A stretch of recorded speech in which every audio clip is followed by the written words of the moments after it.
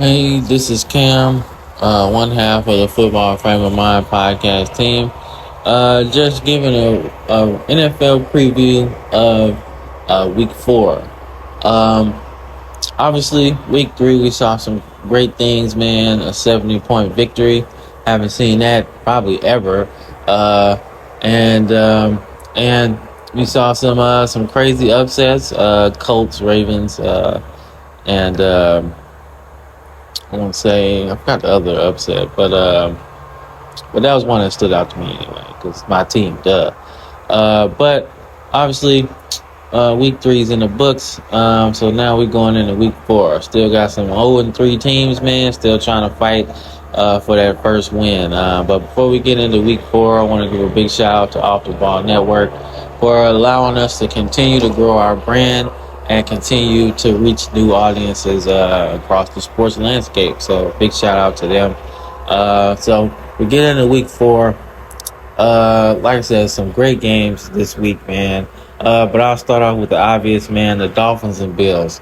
The Bills have been lighting people up, man, but this will be a true litmus test against a team that can go against them blow for blow, player for player, offensively anyway. And defensively, the Bills have some players that could stop them. But offensively, this is really what I'm looking for. I don't expect defense to play much part in this. This could be one of those 40-40 games. And like defensive coordinator gets to take the day off of some capacity. But obviously you got Josh Allen and Tua going toe to toe to see who's gonna win this game, man. But it's gonna be those two guys dueling it out on the field. Obviously I want the Dolphins to win every game because that's my Super Bowl pick. But big game. It's criminal that this game is at like 12 o'clock. It should be the primetime game. So if it's not switched to the primetime slot by the time this video comes out, it's still criminal. It's ridiculous that they would put a game of this magnitude late in the early in the day like that. But whatever. Okay, so second game I want to talk about is obviously the toilet bowl, as we say sometimes in our fandom. You got the Broncos and Bears, man. I don't know where to go with this one, man.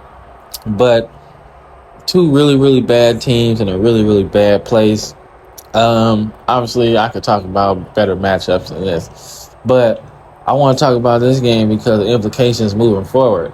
If the Broncos lose this game, man, expect some real changes within the next month or so.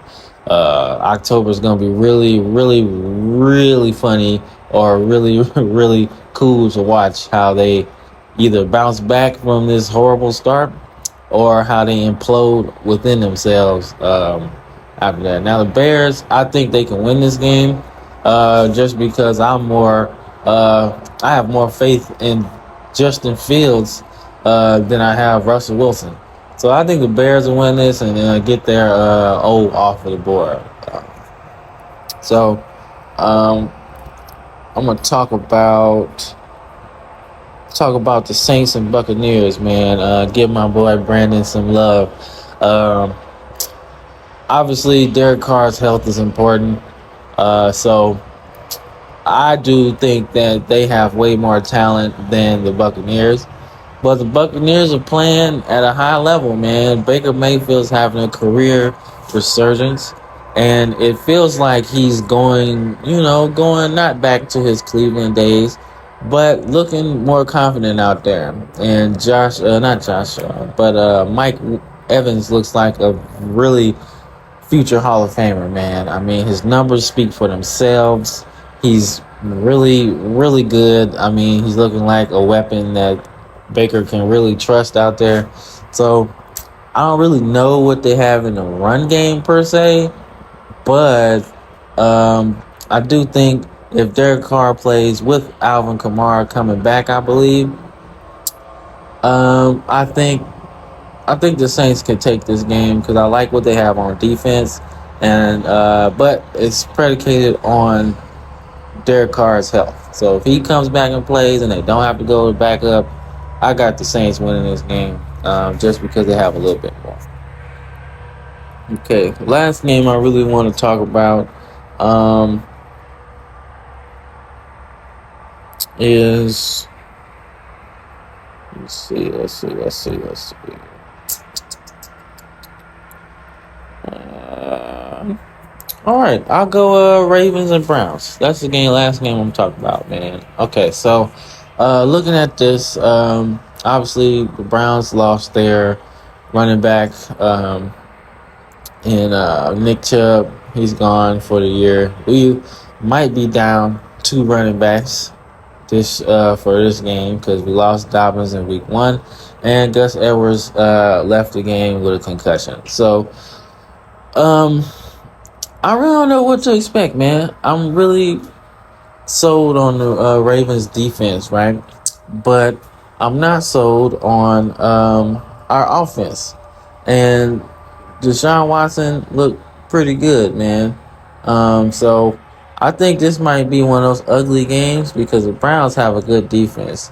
How about Jim Schwartz coming back doing his defensive coordinator thing, man? He's a guy that has a very long tenure in the NFL, man.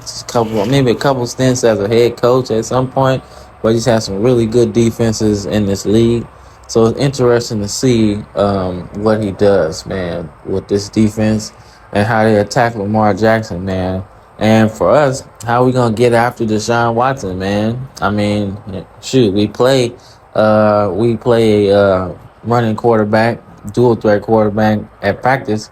So, but Deshaun Watson has the ability passing the ball that Lamar hasn't really got to yet. So that's going to strain the defense in a sense to stop him.